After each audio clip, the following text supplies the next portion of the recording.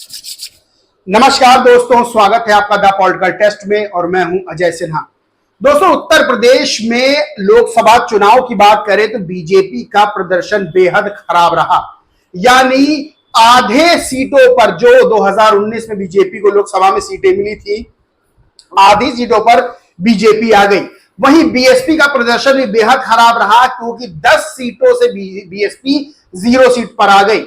लेकिन समाजवादी पार्टी और कांग्रेस को एक नई ऊर्जा मिली है। यानी जिस तरह से संविधान का मुद्दा भी चुनाव में उठाया गया, उसने जो है समाजवादी पार्टी को और कांग्रेस को एक बड़ा जो है वो कमबैक दिया है। लेकिन इसके बाद लगातार राजनीतिक दलों में, खास तौर से बीजेपी और बीएसपी में समीक्षा बैठकें हो रही हैं और ये चीज देखी जा रही है कि आखिर कमी कहां रह गई। तो सबसे बड़ी जो कमी निकल के आई है, जिससे बीजेपी को भी बड़ा झटका लगा है और बीएसपी को भी बड़ा झटका लगा है, वो है बीएसपी का बड़ा वोट बैंक खिसकना।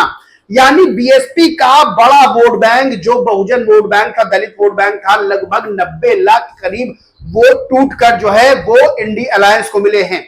जिससे इंडी अलायंस की सीटों में तो भारी भरकम इजाफा हुआ, बीएसपी 0 पर आ गई और बीजेपी को भी तगड़ा नुकसान हुआ है। दोस्तों, तगड़ा नुकसान हुआ उत्तर प्रदेश की, अगर लोकसभा सीटों पर बात करें। इसके बाद से समीक्षा बैठकें हो रही हैं और इसके बाद से उत्तर प्रदेश की राजनीति में एक नया रास्ता खुल गया है।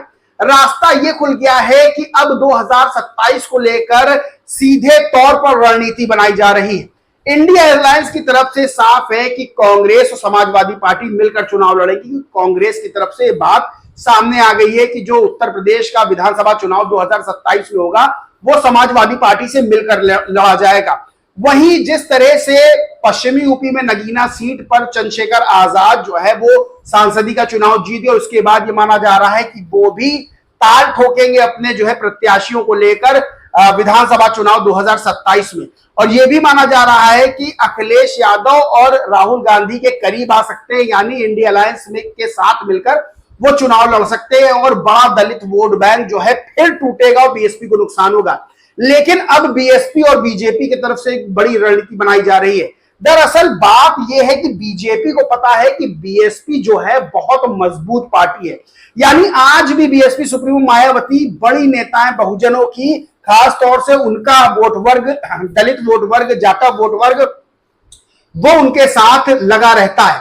और यह भी बात बहुत हद तक साफ है कि बीएसपी सुप्रीमो जरा सी अगर अपनी ताकत और दिखाएंगी, यानी अगर वो लगातार जो है वो मीडिया में और सोशल मीडिया पर बीएसपी की मजबूती के लिए काम करेगी, तो जो वोट बैंक टूटा है बीएसपी से वो स्वतः वापस आ जाएगा और जितने जो दलित राजनीति के नेता उभर रहे हैं उनको बड़ा झटका लग जाएगा। क्योंकि बीएसपी सुप्रीमो मायावती इस समय पूरे भारत में अभी भी सबसे बड़ी नेता के तौर पर मानी जाती है।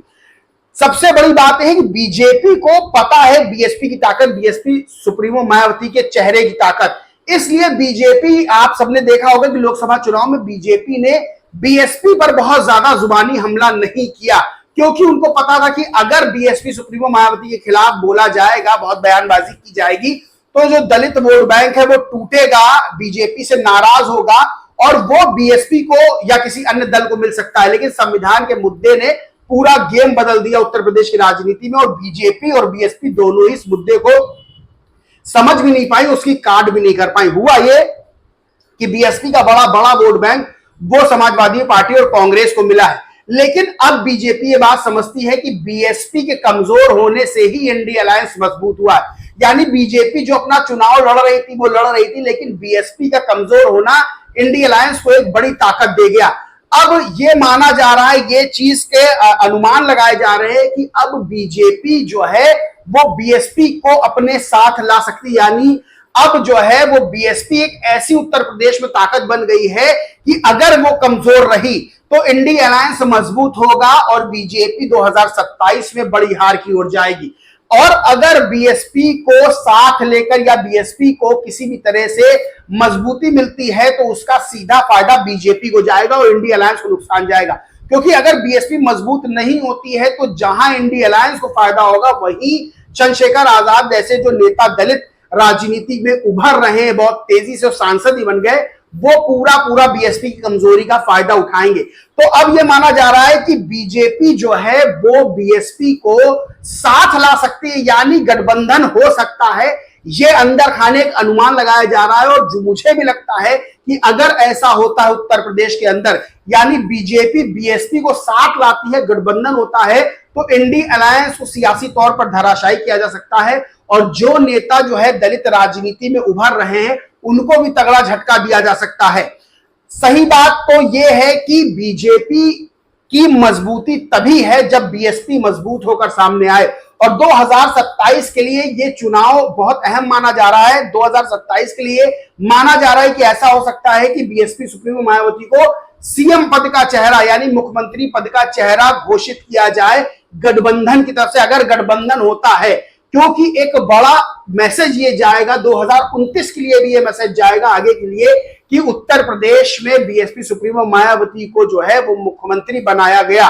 तो बड़ी बात यह है कि अगर बीजेपी को मजबूत होना है तो बीएसपी को मजबूत होना ही पड़ेगा। यानी अगर बीएसपी कमजोर होती है तो बीजेपी भी कमजोर रहेगी, इंडिया अलायंस को फायदा होगा। ये जो आपने कहानी सुनी होगी कि राजा की जान तोते में, तो इस समय अगर राजा बीजेपी है तो तोता बीएसपी है, यानी बीएसपी की मजबूती और बीएसपी कमजोरी ही बीजेपी को जो है कमजोर और मजबूत करेगी। तो बीजेपी को भी ये बात बहुत हद तक समझ में आ रही है। अभी चूंकि समीक्षा बैठकें चल रही है, ये चीज तय की जा रही है कि आखिर होना क्या है, क्या नहीं होना है, पार्टी के अंदर जो बदलाव होने। लेकिन उसके बाद ये माना जा रहा है कि अब नजदीकियां बीजेपी बीएसपी की बढ़ सकती, क्योंकि जिस तरह से आरोप लगाए, झूठे आरोप लगाए गए कि बीएसपी बीजेपी की बी टीम है, वो जो है बीएसपी को बहुत नुकसान दे गया, जबकि ऐसी कोई बात नहीं थी। बीएसपी अपना चुनाव लड़ रही थी, बीजेपी अपना चुनाव लड़ रही थी, लेकिन जो संविधान का एक मुद्दा ऐसा उठा, और सबसे बड़ी बात जो बीएसपी को बीजेपी की बी टीम के तौर पर जो है प्रोजेक्ट किया गया, उससे बीएसपी को नुकसान पहुंचा, और बीएसपी का बड़ा वोट बैंक, दलित वोट बैंक टूटकर इंडिया अलायंस में गया, और उससे बीजेपी को भी नुकसान पहुंचा है। तो अब इस नुकसान की भरपाई करने के लिए माना जा रहा है कि बीजेपी और बीएसपी जो है साथ उत्तर प्रदेश में आ सकते हैं, और 2027 के लिए बीएसपी सुप्रीमो मायावती को सीएम पद के लिए प्रोजेक्ट किया जा सकता है। ये तरीके बन रहे हैं, और अगर ऐसा नहीं होता है और बीएसपी स्वतः मजबूत नहीं होती है, यानी जो मैंने 8 पॉइंट्स बताए थे पहले वाले वीडियो में, अगर बीएसपी स्वतः मजबूत नहीं होती है तो फिर सबसे बड़ी दिक्कत यह है कि 2027 में फिर इंडिया अलायंस बहुत मजबूती के साथ सामने आ सकता है। और बड़ा मैसेज मायावती ने भी दिया था, बसपा सुप्रीमो ने बात कही थी कि अब वो मुस्लिमों को टिकट बहुत देख के देंगी, क्योंकि सबसे ज्यादा मुस्लिमों को टिकट बीएसपी सुप्रीमो मायावती ने लोकसभा चुनाव में दिए, लेकिन सीटों के नाम पर 0 आई। और बीएसपी सुप्रीमो ने कहा भी कि मुस्लिम अभिन्न अंग है बीएसपी का, लेकिन जिस तरह से टिकट दिए उस तरह से वोट नहीं मिले, अब बहुत देख के टिकट दिया जाएगा। यानी अब बीएसपी सुप्रीमो मायावती मुस्लिमों को ज्यादा टिकट नहीं देंगी, और मुस्लिमों की तरफ से जो भी सोशल मीडिया पे कमेंट्स आ रहे हैं उसमें भी अब बीएसपी को वोट ना देने की, या इंडिया अलायंस, ये तो साफ है कि मुस्लिम इंडिया अलायंस को ही ज्यादा वोट, यानी